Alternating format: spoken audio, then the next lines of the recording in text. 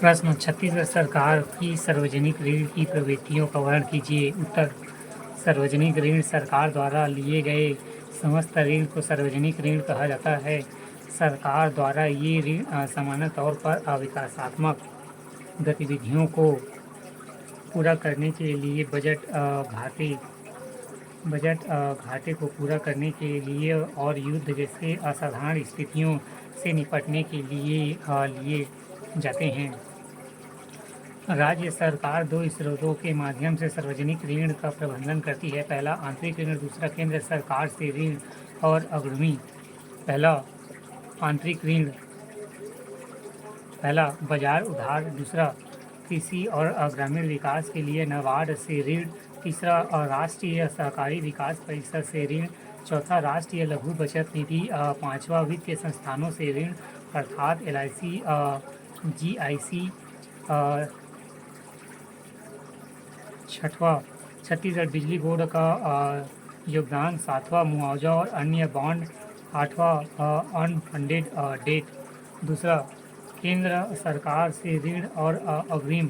तीसरा, लघु बचत और प्रदत्त फंड से ऋण। वर्तमान परिप्रेक्ष्य में छत्तीसगढ़ राज्य का वित्तीय वर्ष 2020-21 में सार्वजनिक ऋण एवं अग्रिमी 435.65 करोड़ है, जो सार्वजनिक ऋण को दर्शाती है।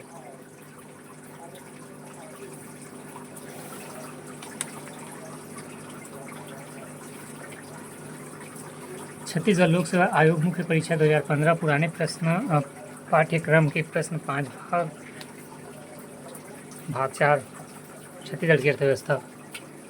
प्रश्न 1, छत्तीसगढ़ सरकार की कौन कौन से व्यय बाध्यता के साथ राजस्व व्यय के प्रमुख घटक है? उत्तर: छत्तीसगढ़ सरकार की व्यय बाध्यता के साथ राजस्व व्यय के प्रमुख स्रोत निम्नवत है। या सब्सिडी, अनुदान, ब्याज अदायगी, ऋण पर ब्याज। इसके अतिरिक्त शिक्षा, कला, संस्कृति, कृषि, भंडार, पशुपालन, जनसंख्या नियंत्रण, स्वास्थ्य आदि क्षेत्र में किया गया व्यय की व्यय बाध्यता के साथ राजस्व व्यय के प्रमुख घटक है। प्रश्न 2, छत्तीसगढ़ की गंदगी बस्तियों की साक्षरता दर में वर्ष 2001-11 की अवधि में क्या महत्वपूर्ण परिवर्तन हुआ? उत्तर: अप्राप्त है।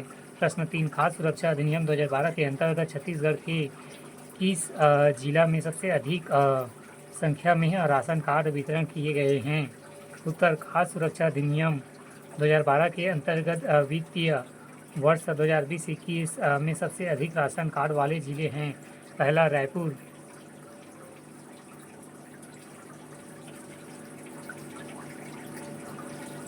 5,10,651। फिर जांजगीर चांपा 4,71,590।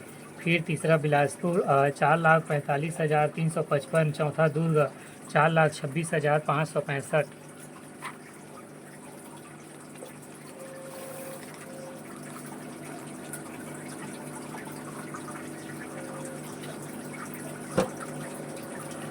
प्रश्न 4, गैर योजनागत व्यय क्या है? उत्तर: वे सभी व्यय गैर योजनागत व्यय कहलाते हैं जो सामाजिक आर्थिक सेवाओं से संबंधित होते हैं, अर्थात सरकार द्वारा कथित गैर उत्पादक क्षेत्रों में किया गया व्यय है गैर योजनागत व्यय कहलाता है। इसके अंतर्गत वेतन, भत्ते, पेंशन, सब्सिडी, ब्याज अदायगी इत्यादि को सम्मिलित किया जाता है। खंड 2, उत्तर की शब्द सीमा 60, अंक 4।